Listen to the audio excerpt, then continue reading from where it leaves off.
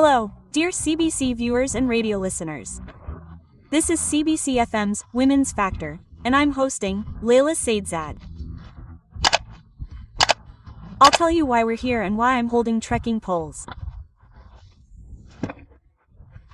Today, we're filming our show with an amazing, fascinating, and unique woman, literally and figuratively.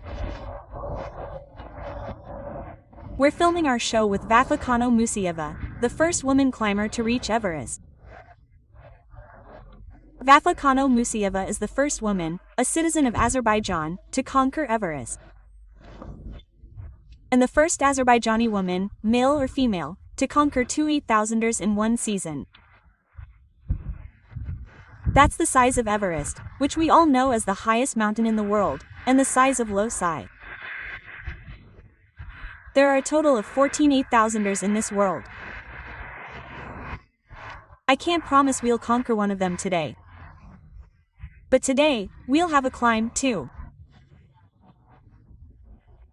And Afakanam will tell us a lot of interesting things, because Afakanam is not only a professional climber, but also a professional coach with extensive experience and life coach fan. Hello. Welcome to the program, Female Factor. Hello, Phantom. What are we going to do today? Where are we going to climb? It's marked here. We're currently heading to Mount Bibim. We're currently at an altitude of 219 meters. After that, we'll have to climb another 600 meters or so. Yes, FHAN. I'll be honest, this isn't my favorite activity. And a lot of people, when they found out I'd be interviewing you, joke with me, to put it mildly, because everyone knows I don't particularly like going out into nature. I really don't like it. I absolutely hate climbing anywhere. And here I am, with a guy who climbed Everest, about to do an episode. Just promise me it won't be too difficult. Well then, let's do it this way. We always say that when you climb a mountain, you need to make a wish, you need to ascend with some kind of feeling. You will be climbing Mount Bibim. It's not very high. What do you want to get from the climb and then descend? What sensations do you want to experience? What experience do you want to have? Collect the answers to these questions into one sentence and keep it in your heart. Let's go this way and come back and see how it all goes. Will you feel something new or will nothing change? Let's conduct an experiment. I agree. And right away you can feel that an Afahanam is not just a climber, but also a lhcoach. I feel like they've already started training me. Before I go to the mountains, I make a wish myself. A new one every time. I ask myself, what is my intention, my goal this time? And in your program, I make a wish before the hike. When we go down, we'll see what happens. Me too, me too.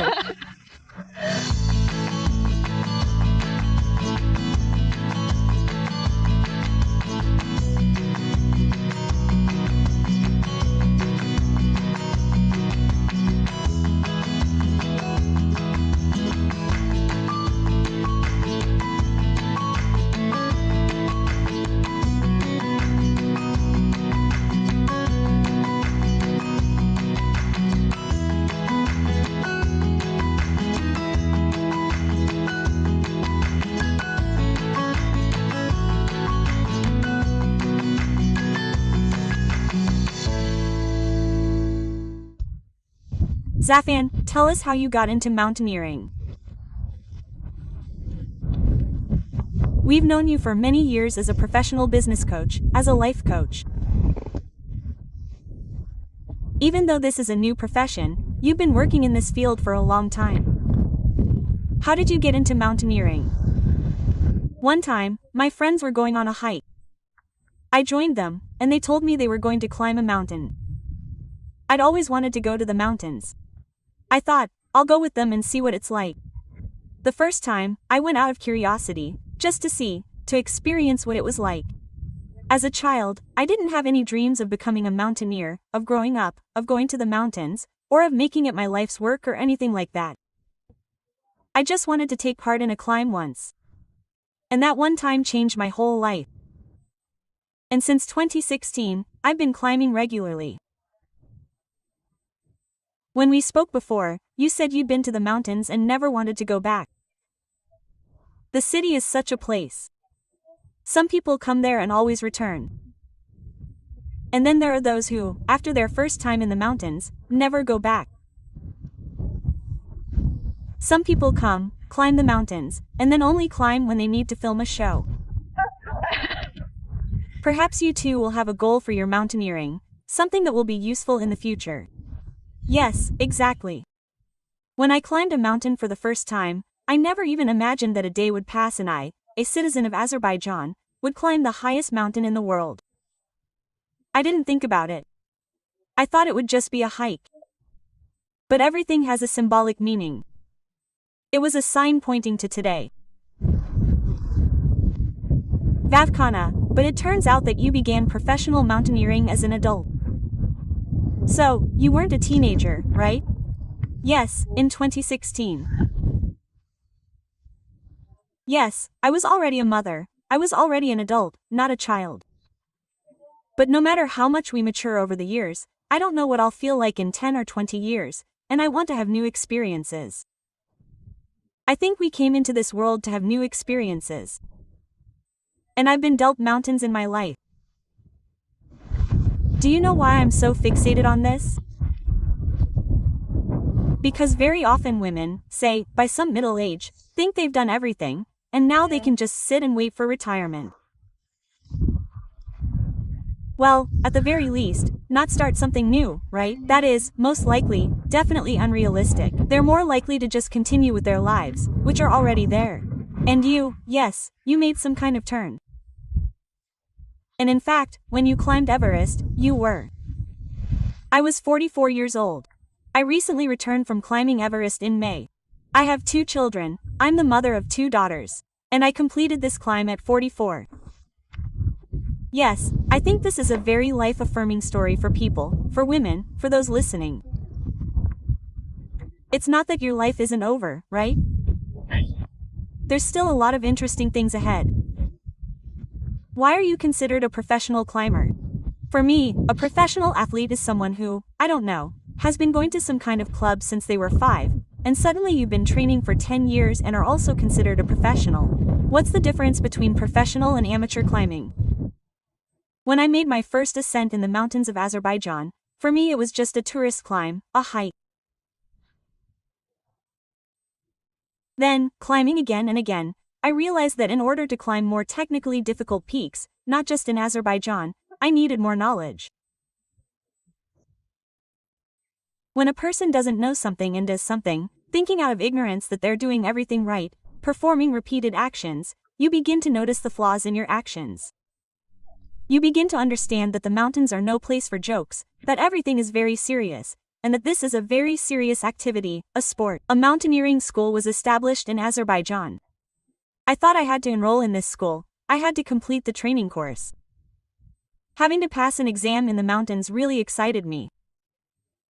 I thought that since I was doing this, I definitely had to study at this school. It so happened that a very famous mountaineer organized a group.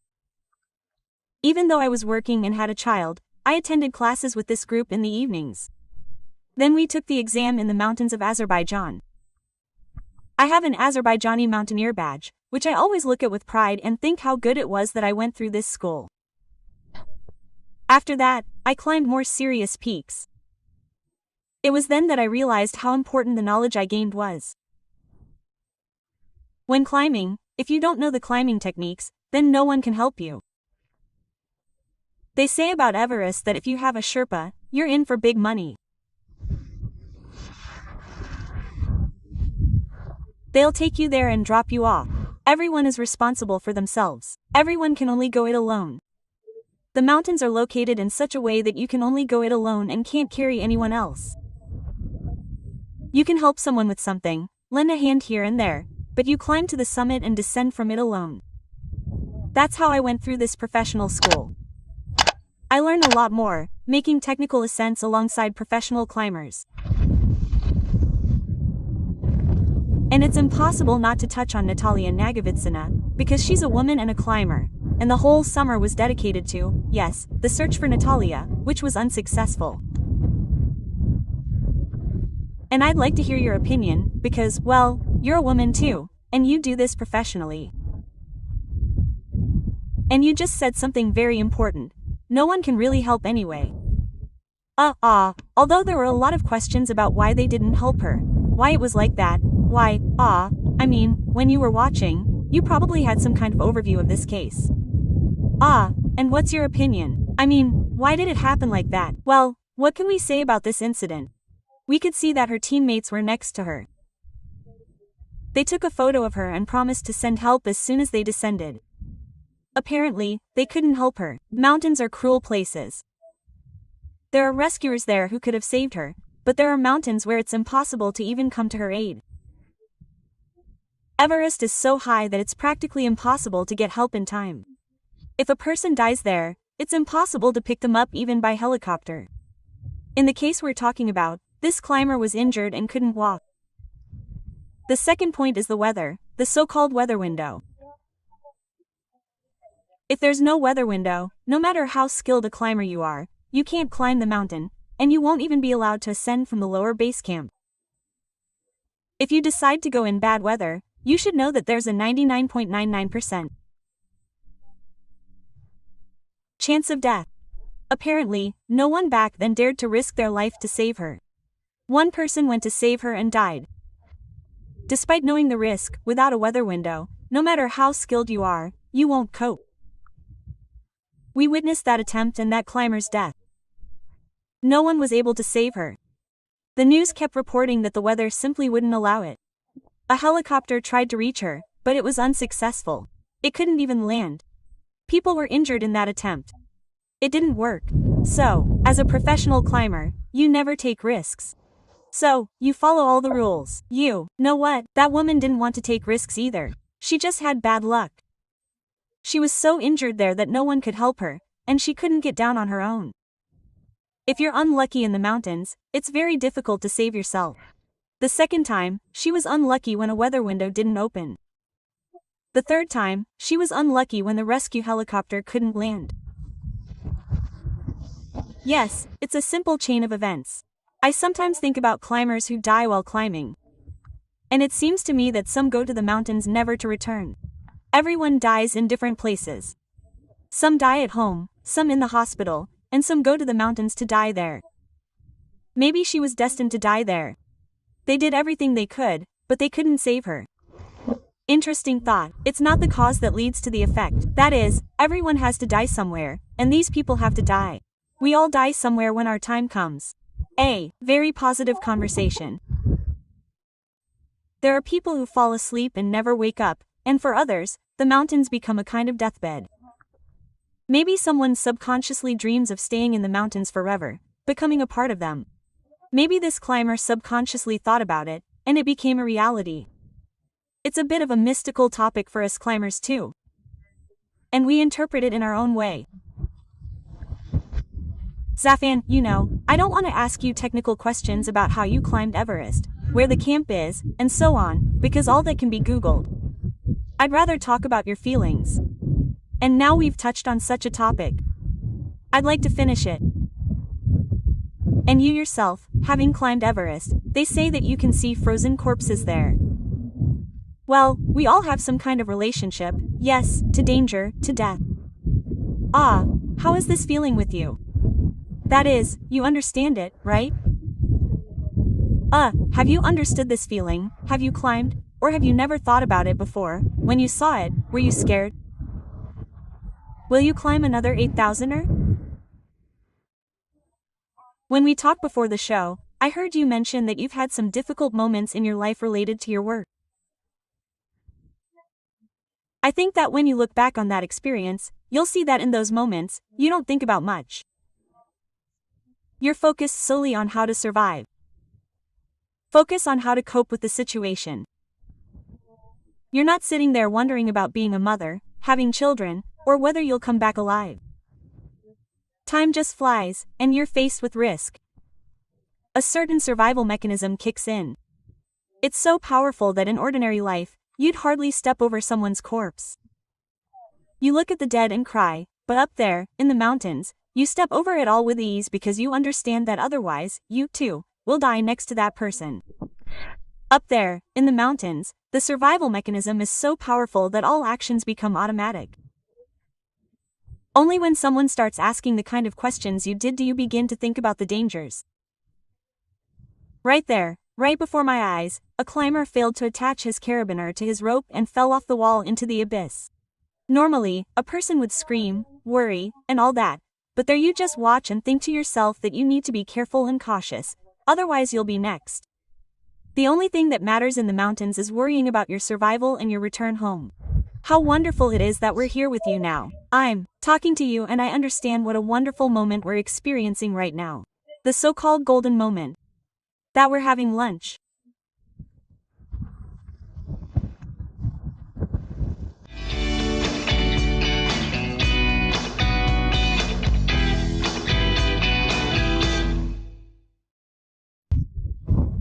Here we are, sitting here so relaxed. I also think that I like this kind of hiking, this kind of mountaineering. We climb a little, sit for a while, and then climb another 100 meters. But I understand that this isn't always the case, and very often it's fraught with risks, as you said, as we discussed earlier. And yet, this inner feminine thing, because I saw your photo when you first came down, chapped lips and so on. But we're all women, you know, constantly, I don't know, SPF cream, now another, what if there are spots? And then you, turn your face up to the mountain air. But aren't you afraid, as a woman, of taking risks? Let's put aside risk to life, but in general, just like for the body. When I listen to people from the outside talking about me, it seems to me that they think of me as a risk taker, that I'm a risk taker and so on. In fact, I'm not like that. Those who know me well know that I like to plan everything carefully, think everything through in advance. I think we come into this life only once, and responsibility for it, no matter what, is in our own hands. I try to avoid risks. However, there are places, activities in which risk is inevitable. There are situations, for example, the ones we discussed and that have happened in your life, when you understand that this is a challenge, this is your mission, and at that moment you think about nothing else, you don't think about whether it's risky or not. Everest is such a theme in my life that I didn't really weigh it all in, didn't think about it very much. There is a topic I think about often, but considering the risk of climbing Everest never even occurred to me. The topic was completely absent from my thoughts.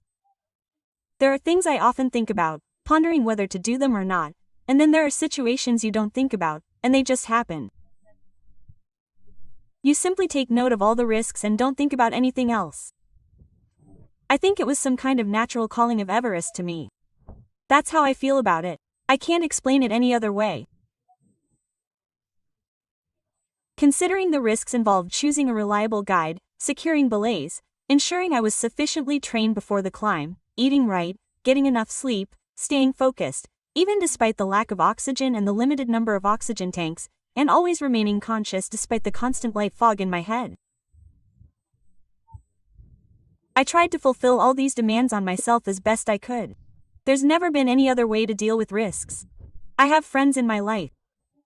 They always ask me how I decided to take such a risk. I left my child, went on an 8,000er, and then ended up in the death zone. How could you take such a risk? How could you spend so much money on it? I personally don't like to judge people for their actions. After all, they're my friends. I shared my thoughts and feelings with them. And I asked them, how did you decide to get these Botox injections? You don't even know what the consequences of this could be in 10 years. And how did you take this risk? Quote, they answered me, but everyone does it. Then they asked, how come you didn't feel sorry about spending so much money on climbing Everest? I answered, and how much money do you spend on your procedures? They told me the amount, and I asked in response, and how come you don't feel sorry about spending so much money on this? Moreover, you know that you are harming your health with this. You know what the effect of these procedures will be in 10 to 15 years. You lose your natural, real face after such operations. For me, the biggest risk is when a person loses their real, natural face. I can't even imagine that I will wake up one day and see in the mirror that my lips have taken a completely different shape and that I am losing my face. What a big risk and fear that is. I'd rather climb Everest than lose my face. True, I don't think people should talk too much about such things. I even told climbers I didn't understand why they did it, and then I started doing it myself. I hope it's not written in my destiny that my face will change, but for me, cosmetic plastic surgery is currently a greater risk than climbing mountains. If I see you later with a changed appearance, I'll remind you and send you part of this story. Of course, none of us are immune to anything. No one guarantees what thoughts and beliefs we'll wake up with tomorrow morning. But today, in answer to your question, I'll say that at my age, I fear all these changes and the loss of my face more than anything else. Since we're talking about women, I'd like to return to women's health, because, unfortunately, as you say, yes, your friends say, how can you spend money on this instead of going to cosmetologists? Yes, and this is a really big problem, actually, well, not exactly a problem, but rather the beliefs that exist in our society. Everyone agrees to even go through certain procedures, lose weight with machines, have surgery, and, lose weight afterwards thanks to the surgery. Well, this is a very extensive, yes, intervention in the body. Considering that many can truly lose weight simply by going to the gym and leading an active lifestyle and so on. Tell me, we have few women. That is, despite it becoming popular, very few women lead an active lifestyle. That's not true for the majority. Tell me, how did you come to an active lifestyle? Was there a turning point, or have you always been active since childhood? I sometimes recall, even in conversations with my mother, how she sealed jars of reindeer for the winter. On New Year's Eve, we opened a bottle of champagne. Well, that bottle was heavier than these 2-kilogram dumbbells. I use these bottles and jars of reindeer instead of dumbbells and kettlebells. Besides, I went jogging every morning. My mother used to tell me, we're a family of teachers. Exercise and jog without the neighbors seeing. I agreed and went jogging at a time when no one would see me. We had a basketball team. I loved to train there. My parents only asked that I exercise in a way that wouldn't be noticeable to the neighbors, because we're a family of teachers and must be exemplary in our behavior. I've had a passion for sports since childhood. I regret one fact.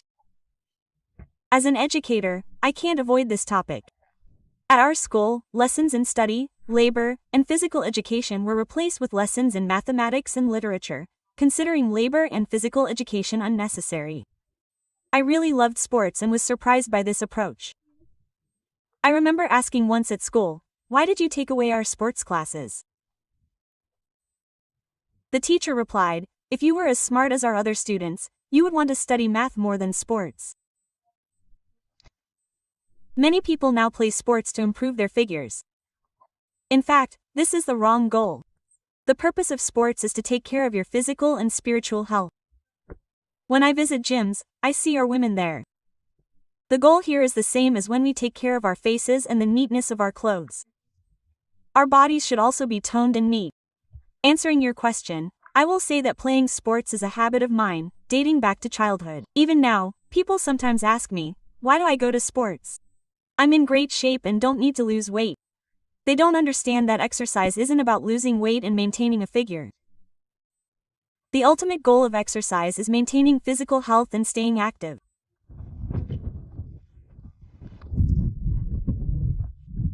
Vafka, well, then I'll ask another follow-up question, because women often say that exercise is only for the wealthy.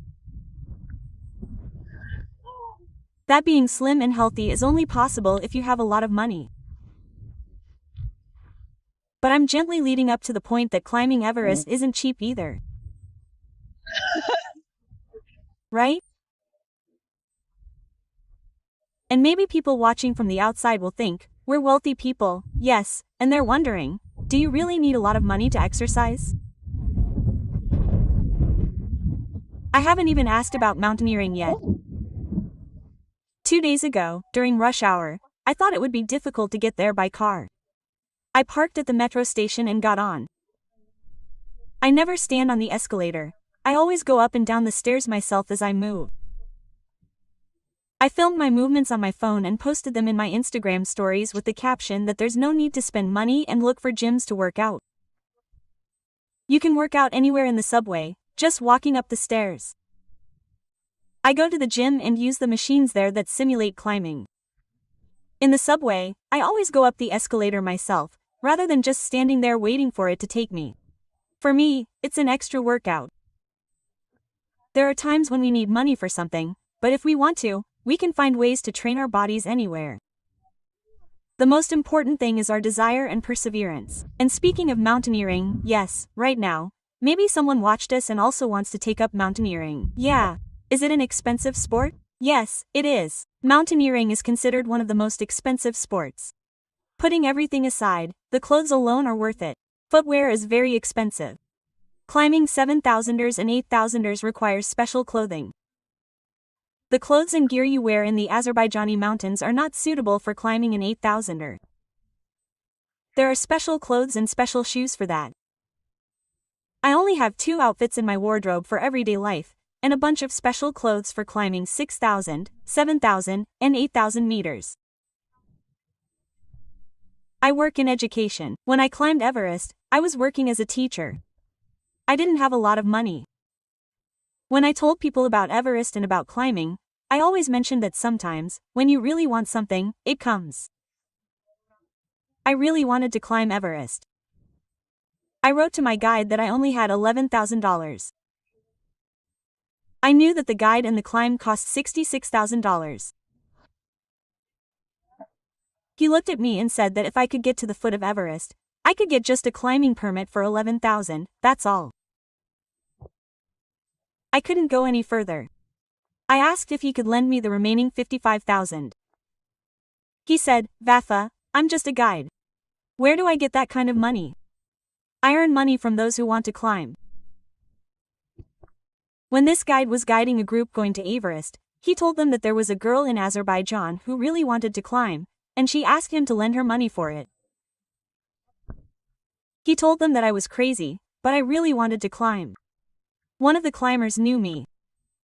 We had climbed together in South America.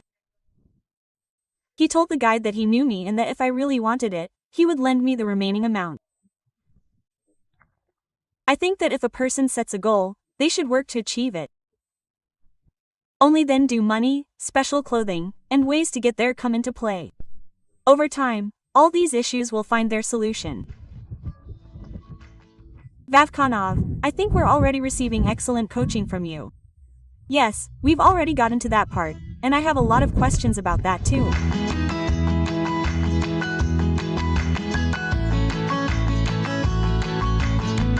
Vavkanov, you're a coach, a person who teaches, helps, or rather, doesn't teach, helps, guides people through their personal experiences and helps them achieve some kind of balance, some kind of comfort in their lives. Yes.